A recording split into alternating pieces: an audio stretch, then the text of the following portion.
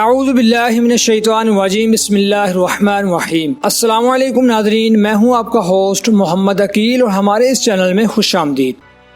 جہاں اللہ تعالیٰ اپنے بندوں کے لیے خیر الرازقین ہیں، وہیں چرند پرند حتیٰ کہ ہر قسم کی مخلوقات کو اپنے رزق خیر سے پالنے کا بھی مالک ہے، اور اس کے لیے اللہ تعالیٰ کبھی رزق کی تلاش میں جاتی چونٹیوں کے لیے بڑے بڑے لشکروں کا رخ بدل دیتا ہے، تو کبھی چھوٹی سی چڑیا کو خونخوار زندہ جانور سے خوراک حاصل کرنے کا حکم دیتا ہے۔ دوستو، اسی تحقیقات سے پتہ چلا ہے کہ جہاں ایمیزون کے جنگل میں موجود تتلیاں اپنی خوراک میں سوڈیم لینے کے لیے کچھوے کے آنسو پی کر گزارا مکمل کرتی ہیں، وہیں پتھر کے اندر موجود کیڑے تک اپنا رزق بآسانی حاصل کر لیتے ہیں۔ بالکل اسی طرح مگرمچھ کے دانتوں سے گوشت نکال کر اپنا رزق کمانے والی چڑیا بھی اس میں اپنا وجود رکھتی ہے، جو اپنی خوراک کے ساتھ ساتھ مگرمچھ کے دانت صاف کرنے کا فریضہ بھی سارے انجام دیتی ہے۔ ناظرین اکرام، دیکھیے اس کائنات کا نظام کس قدر حیران کن ہے۔ ویڈیو میں نظر آنے والی دو تصویروں کے درمیان 800 سال کا فرق ہے۔ مطلب ایک طرف کتاب کی صورت میں نظر آنے والی تصویر امام بن عبداللہ بن زکریا بن محمد بن الغزینی کی تخلیق کردہ ہے، جو انہوں نے اپنی کتاب عجائب المخلوقات میں 800 سال پہلے شائع کی تھی، جبکہ دوسری تصویر حال ہی میں نیشنل جیوگرافک نامی چینل پر نشر کی گئی تھی، جو کہ وہ کتابی صورت میں موجود تصویر سے ملتی ہے۔ اور امام عبداللہ بن زکریا نے 800 سال پہلے ہی بتایا تھا کہ اس کائنات میں ایک ایسا پرندہ بھی اپنا وجود رکھتا ہے جو مگرمچھ کے دانتوں سے اپنا رزق نکالتا ہے، اور مگرمچھ کو بھی اس سے سکون ملتا ہے۔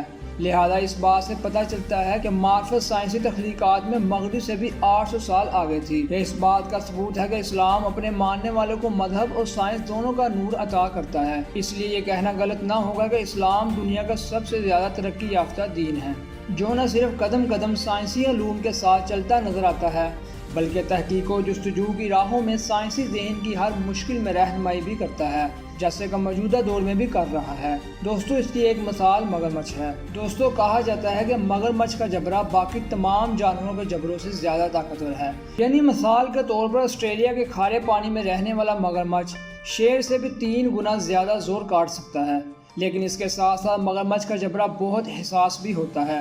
اس پر مزید تحقیق کرتے ہوئے ایک مشہور سائنٹسٹ ریچل ان کا کہنا ہے کہ مگرمچھ کے جبڑے میں موجود تمام اعصابی ریشے کھوپڑی میں موجود ایک سوراخ سے نکلتے ہیں، جو کہ جبڑے کو اس قدر حساس بنا دیتے ہیں کہ سائنسدان آلات کے ذریعے بھی اس کا اندازہ نہیں لگا سکتے۔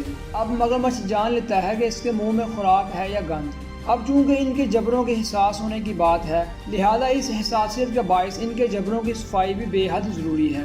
تو دیکھیے ناظرین، اللہ تعالیٰ نے اس کا کیا ہی زبردست انتظام فرمایا ہے۔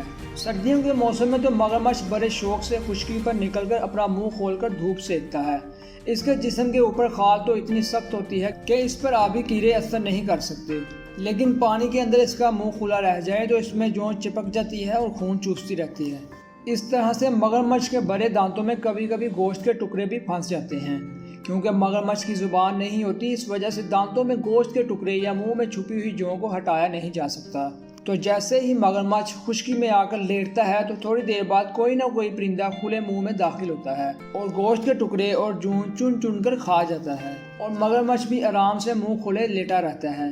ناظرین، نظام قدرت دیکھیے کہ طاقتور ہونے کے باوجود بھی مگرمچھ ان پرندوں کو نہیں نگلتا، بلکہ صفائی کرنے کے بعد بغیر کسی مزاحمت کے اس کو واپس جانے کا موقع بھی فراہم کرتا ہے۔ تو ناظرین، آپ کو آج کی ہماری ویڈیو کیسی لگی؟ اسی کے ساتھ ہی آج کی ہماری ویڈیو کا اختتام ہوتا ہے۔ ویڈیو پسند آنے کی صورت میں ہمارے چینل کو سبسکرائب اور ویڈیو کو لائک کریں، اور پاس ہی موجود بیل آئیکن کو کلک کریں۔ دوستو، اپنا دوستوں اور رشتہ داروں گرد نواح کے تمام لوگوں کا بہت خیال رکھیے گا۔ پھر ملتے ہیں ایک اچھی اور نئی ویڈیو کے ساتھ، تب تک کے لیے اللہ حافظ۔